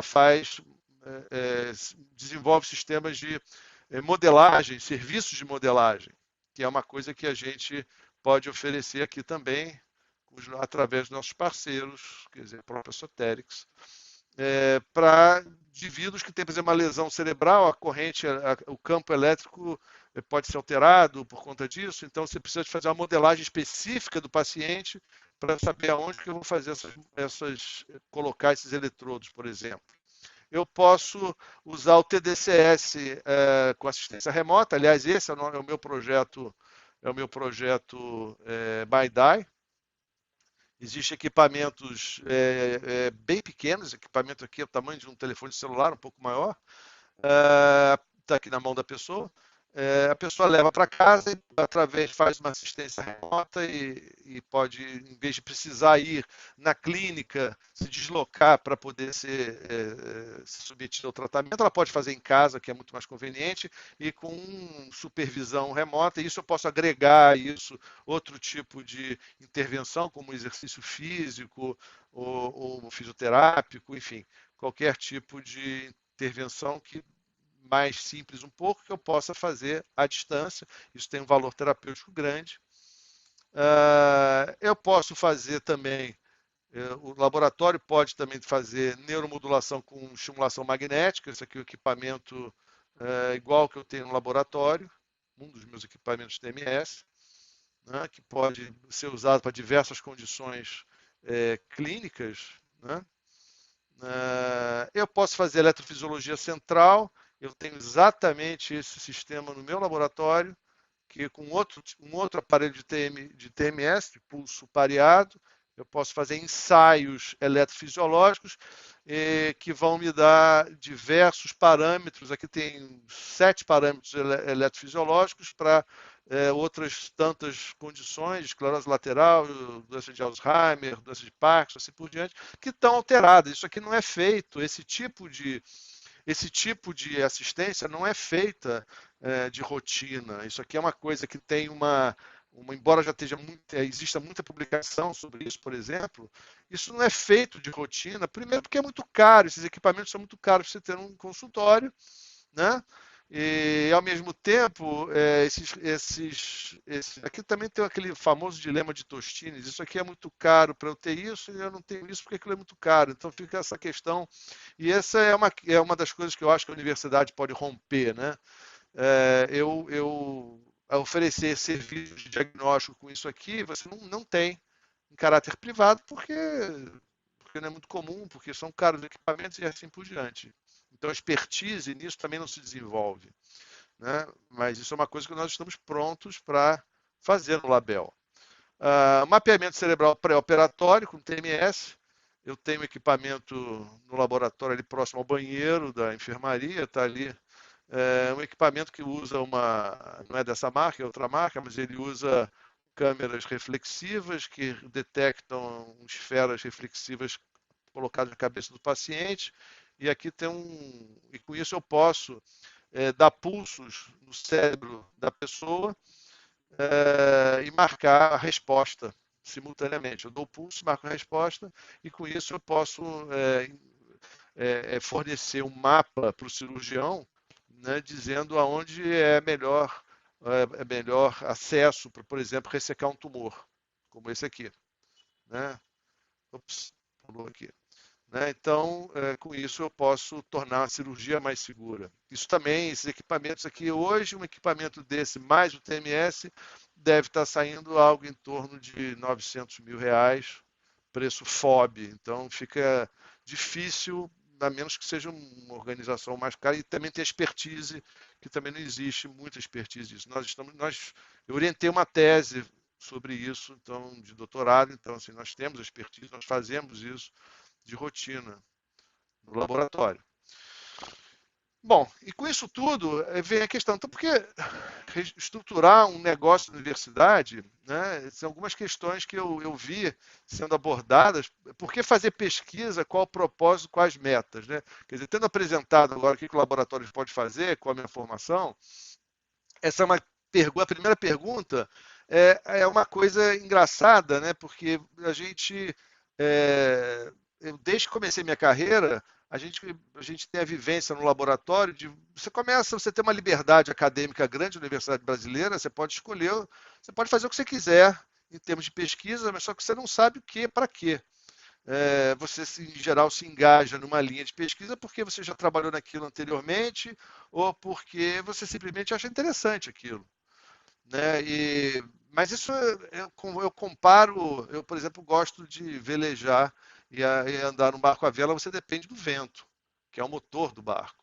Então o vento ele sopra em qualquer direção. Se você quiser sair, fazer um passeio na Baía de Guanabara, você vai para onde o vento te levar. Você fica andando ali, daqui a pouco você resolve. Agora, se você não tiver se você não decidir qual é o seu destino, se você tiver um objetivo, um destino, você pode mudar a vela para você ir para aquele lugar. E isso não acontece na pesquisa acadêmica em grande medida, como eu vejo. Então, o que as pessoas fazem? Elas fazem pesquisa porque elas querem fazer alguma coisa. Aí ficam esperando que a FAPESP, CNPq, tenha um edital que possa contemplar para arrumar fundos, porque pesquisa é caro.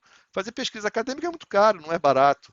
Né? Então, assim, no mundo real, alguém tem que pagar aquilo ali. Quem é que vai custear a pesquisa? Então aí surge um problema, você fica esperando o CNPq, a FAPERJ, enfim, as agências de fomento.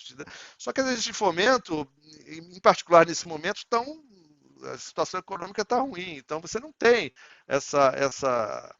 Então, se você puder, a sua pesquisa, ela tiver, da mesma maneira que alguém um compositor faz música por encomenda para uma novela ou para alguma coisa, você também pode fazer pesquisa, digamos assim, por encomenda. E vocês me desculpem se eu tiver, como eu não sou técnico na área de inovação, eu sou apenas como eu disse, um cobaio. Então, é claro que a minha terminologia aqui não é nem sempre adequada, mas o que acontece é, de alguma forma, a minha atividade ela tem que gerar recursos para que eu possa fomentar a minha própria atividade. E a segunda coisa importante é como é que eu vou aproveitar os recursos humanos que eu estou formando. Por exemplo, eu tenho aluno de mestrado, doutorado, iniciação científica, eu tenho uma sequência de... Como é que eu vou aproveitar esse pessoal?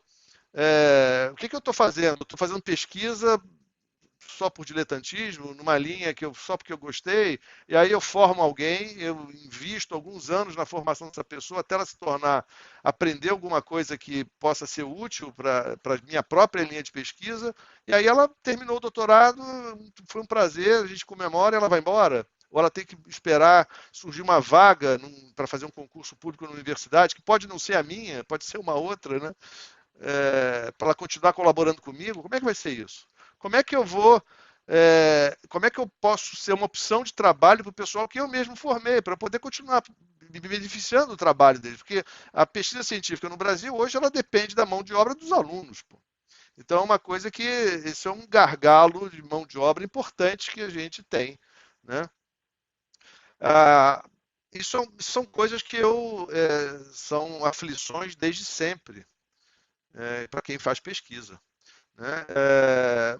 Recentemente, né, eu testemunhei o surgimento, aliás, através do Nova UERJ, de uma legislação, que eu tomei conhecimento, essa que foi mencionada hoje, que a Branca já me falou, o André, Marisa, surgimento de uma nova legislação buscando incentivar a inovação. Então agora eu estou vendo, estava falando de barco à vela, estou vendo novos ventos soprando. Né? A outra coisa que eu também vi na palestra, a redução do risco. Por que é interessante empreender na universidade? Porque, veja, eu tenho um serviço de estimulação de diagnóstico por eletrofisiologia central, com TMS. Esses equipamentos são caros. Não tem muita gente pedindo, e não tem muita gente oferecendo, porque eles são caros. Então, o que eu vou fazer se eu sou um empreendedor privado, eu vou comprar esses equipamentos todos para oferecer para o mercado que eu não sei se vai querer? Eu não sei se essa coisa vai dar certo. Então, é um investimento muito alto para gente fazer só para ver se funciona. Então, na universidade, eu tenho a segurança de fazer isso, porque aquilo é equipamento de pesquisa. Eu posso fazer, eu estou fazendo minha pesquisa e aproveito, eu presto um serviço, e ao prestar o serviço, eu consigo também gerar recursos, né? Então, isso é uma coisa que me parece fazer mais sentido, eu vou mostrar isso melhor daqui a pouco.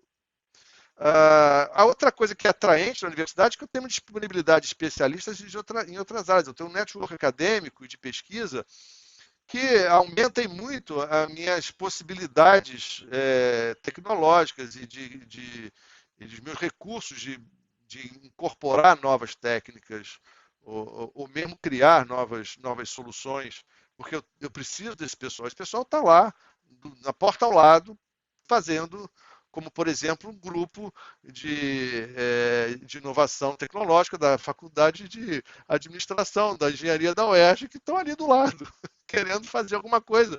E a gente pode fazer juntos. Né? Então, isso é importante. Por outro lado, tem uma série de desafios que eu tenho encontrado, né, para estruturar um negócio na universidade ou para tornar a minha atividade mais interessante. A primeira coisa é que eu acabei de falar, a falta de clareza sobre o propósito e metas da pesquisa. Existe uma cultura também que acha que a pesquisa não pode... É como se fosse... A pesquisa, antigamente, surgiu a ciência, era uma coisa que os filósofos gregos começaram. Então, assim, as pessoas imaginam que ainda hoje, no século XXI, são filósofos que estão ali, são os professores pardal, né? Professores que estão com a cabeça... Pessoas que vivem no mundo da lua e que... existe esse imaginário popular, né? E, de fato, as pessoas acabam ingressando na carreira acadêmica um pouco com essa cabeça e ficam vivendo nisso. Né? Então, isso impede, de certa forma, isso participa dessa falta de cultura empreendedora na universidade. E quando você propõe uma coisa desse tipo, as pessoas não sabem o que é. Então, fica difícil. Eu tenho encontrado, antes dessa história de Maidai, eu tinha encontrado muita dificuldade eu tive algumas iniciativas, mas a gente encontrava barreiras dessa cultura e os entraves políticos e administrativos da universidade que não têm um arcabouço jurídico para me permitir fazer isso de maneira clara e consistente, sem nenhum subterfúgio legal, né? E isso tem a ver com preconceito, medo, interpretações estreitas nas procuradorias da universidade. Eu não sei dizer exatamente, mas a impressão que dá é que, se você for perguntar por um burocrata da universidade, a quem cabe julgar se é legal ou não fazer aquilo, a resposta vai ser não, porque basicamente ele é mais seguro ele dizer não do que dizer sim. Então as coisas acabam se dificultando, né? E as regras são contraditórias. Tem gente que empreende na universidade de uma maneira pouco consistente, ou a universidade não lucra com isso em termos de repasse de tecnologia e outras coisas, né? Isso eu vejo muito acontecer. Então, isso que eu estou dizendo está aqui, sintetizado nesse fluxograma aqui, que o André colocou de forma interessante aqui. Eu pedi para botar esse slide aqui, quer dizer, isso aqui na verdade não tem, é uma interligação entre pontos, não tem um começo e fim, mas eu imagino que se você tiver acesso a equipamento de ponta, que você tem no laboratório, porque você está na universidade, você consegue equipamento de ponta, eventualmente, você pode prestar um serviço melhor. Aqui a gente botou o mapeamento, que era o serviço específico que eu estava falando, quando a gente estava conversando. Você pode ser mais eficiente, você pode atrair clientes, sejam clínicas especializadas, profissionais que vão passar a conhecer teu serviço, eles vão querer adotar isso, vão contratar, isso vai aumentar a sua renda. Você começa a receber por isso. Isso é bom. Isso é bom para o seu caixa, né?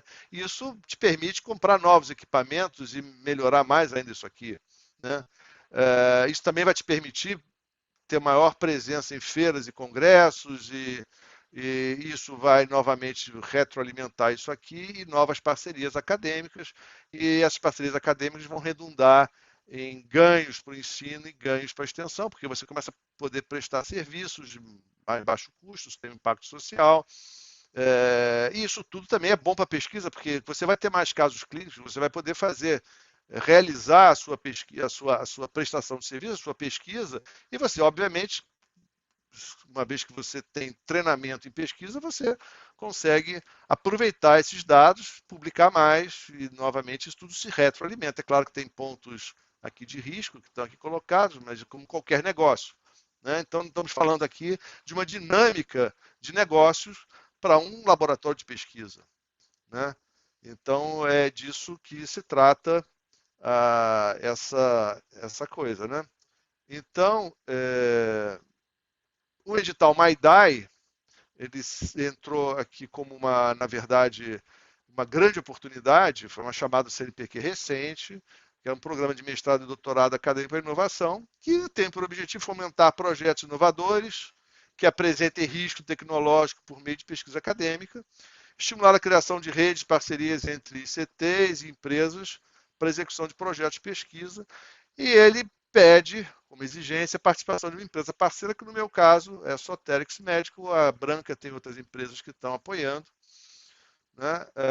E através desse edital, a gente está propondo um projeto de adaptação de tecnologia de assistência remota com TDCS e atividades físicas em pacientes com dor crônica, fibromialgia, que pode se estender futuramente para outras condições.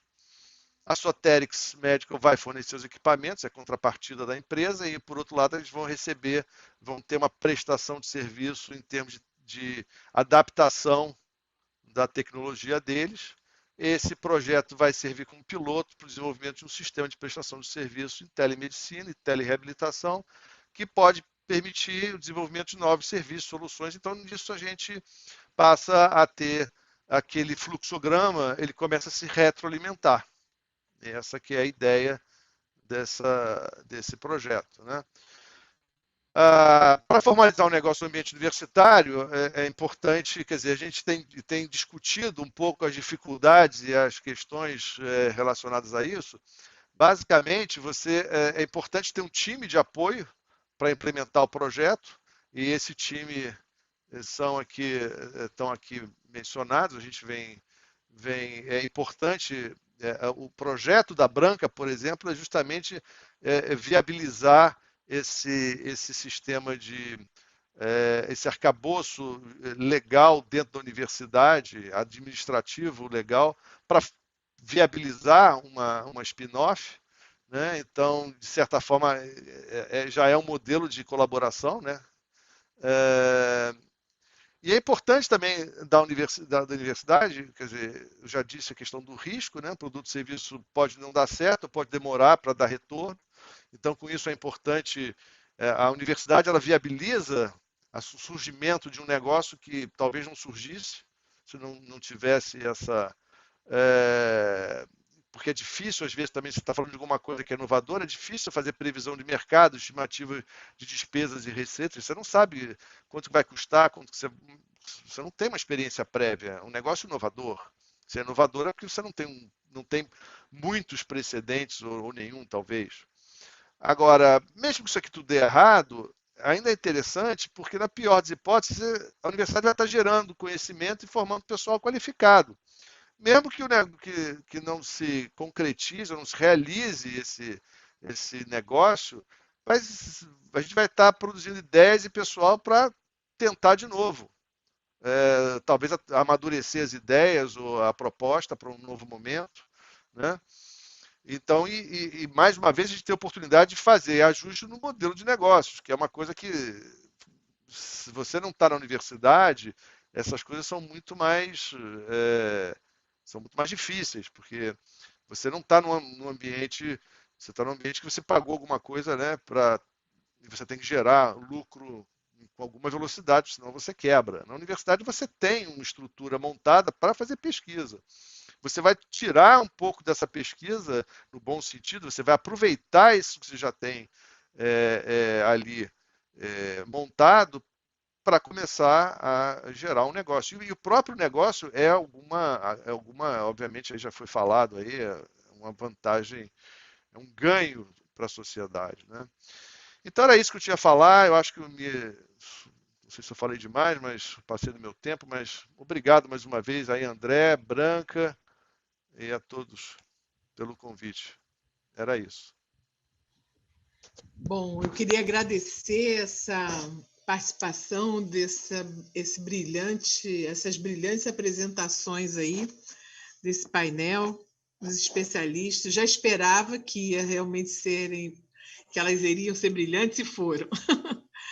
Bom, a gente já tem algumas perguntas, algumas vão chegar daqui a pouco, porque a empresa nossa de comunicação fica coletando lá do Google.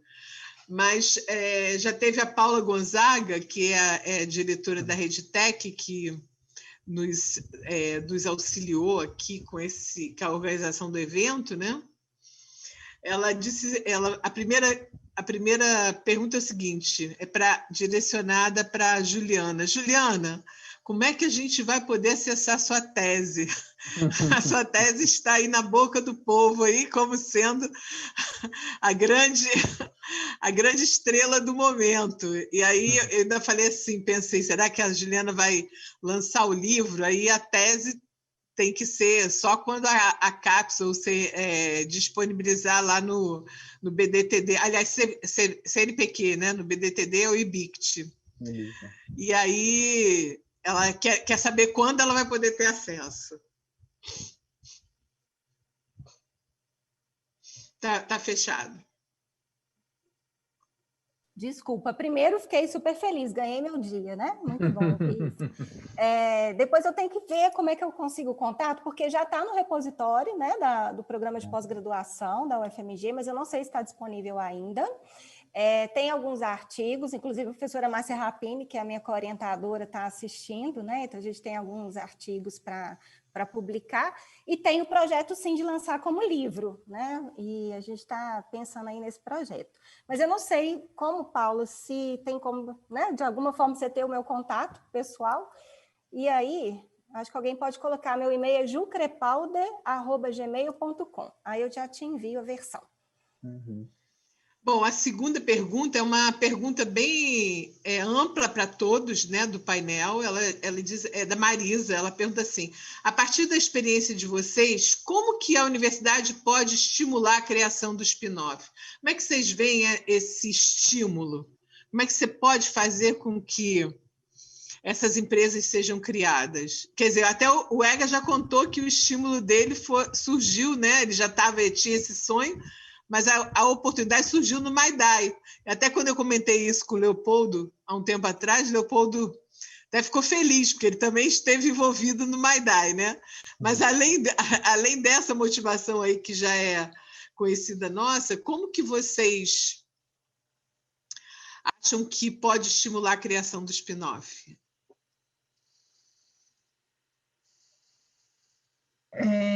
Eu não sei se alguém quer falar, se eu estou interrompendo alguém, eu vou fechar meu vídeo por questão de conexão, mas aquilo que eu discuti, que eu apresentei lá no nosso plano, né?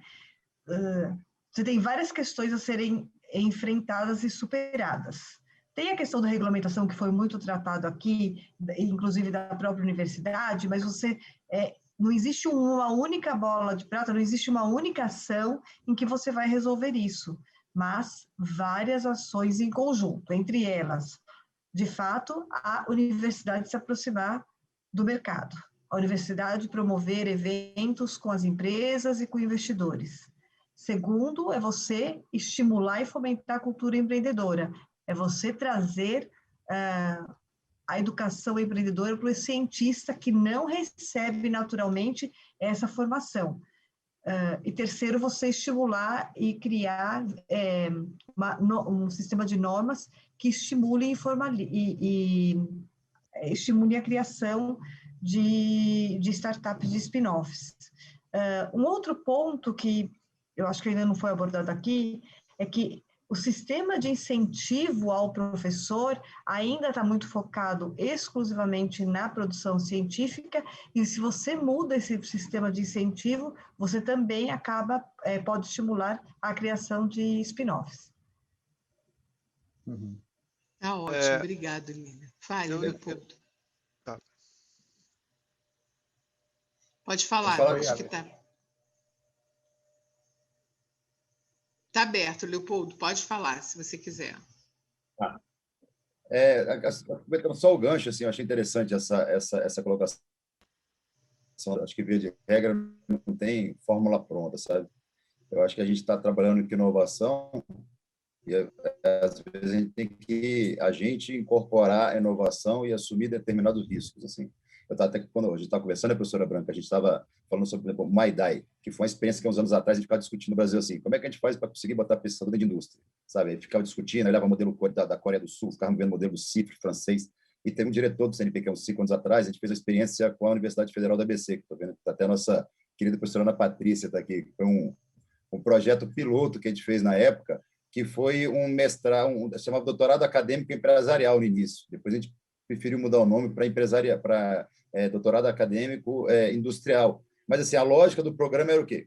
O desafio era como é que a gente bota pesquisador dentro da indústria, né? Assim, para a gente não ficar, não estou falando para acabar com o doutorado dentro do acadêmico, mas assim, como é que a gente estimula também. Assim, e foi um projeto que começou pequeno, depois da Federal da ABC, a gente fez com a Federal do Rio Grande do Norte, deu certo e hoje virou uma chamada a nível nacional, e eu fiquei super feliz quando eu vi, né, que o professor Egas, a professora Branca estão participando disso. Mas lá no começo foi assim, coragem de meter a cara e de começar a estimular, e a coisa pegou. Então, acho que assim, essa questão da spin-off é muito ligada a isso, é um pouco de coragem de tentar mudar o que está aí. Então, o status quo, a gente está vendo, né, que o país está precisando inovar, está precisando de pesquisas tecnológicas. Então, assim, são pequenos, eu acredito mais em pequenas medidas que cada um vai fazendo e que, no contexto geral, a coisa muda, do que uma coisa macro que vai vir, assim, sabe? Assim, a minha visão é bem para o lado também do Maidai, assim, a estimular pequenas... a universidade estimula, o governo estimula, pequenas iniciativas que, no contexto geral, ela vai dar algo que a realidade não vai dar. Verdade. Professora Branca, se você...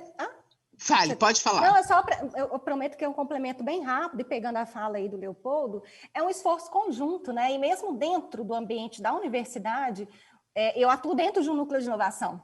E aí as fichas vão caindo, né? Acho que é um conjunto de ações, né? O núcleo de inovação, por exemplo, é um local que apoia, mas isoladamente, ações isoladas, né? E a gente fala aí de uma cadeia toda que precisa funcionar. Primeiro tem que estar no DNA da instituição, ela incorporar, né, o apoio ao spin-off como uma das suas missões. E aí você construir dentro, né, das práticas, das políticas, das estratégias, como que você constrói com o esforço, né, de várias mãos, como disse o Leopoldo. Bom, já recebemos aqui o aviso, também já estou vendo aqui meu amigo Sérgio Paulino chegando aí para fazer a moderação da próxima, os palestrantes do próximo painel. Existia mais uma pergunta, mas depois eu acho que a gente pode conversar com os palestrantes, que seriam onde encontrar esses instrumentos jurídicos, né, que já foram bem-sucedidos nas universidades de vocês e que pudessem ajudar outras universidades a mais rapidamente chegar nessas metas de criação de spin-off, né? Então, acho que vou deixar essa pergunta no ar e depois a gente pode conversar numa hora aí para vocês darem essas dicas e a gente incorpora nesse nosso... Nós vamos fazer um livro, né, um ISBN com todo o material, a coletânea do material, vocês vão ter, inclusive, que dar uma autorização para que a gente possa fazer, tanto faz os PowerPoints, mas também quem fez relato verbal, eu mesmo fiz, vou ceder o meu relato, e vamos fazer essa coletânea, e quem sabe essa pergunta vocês podem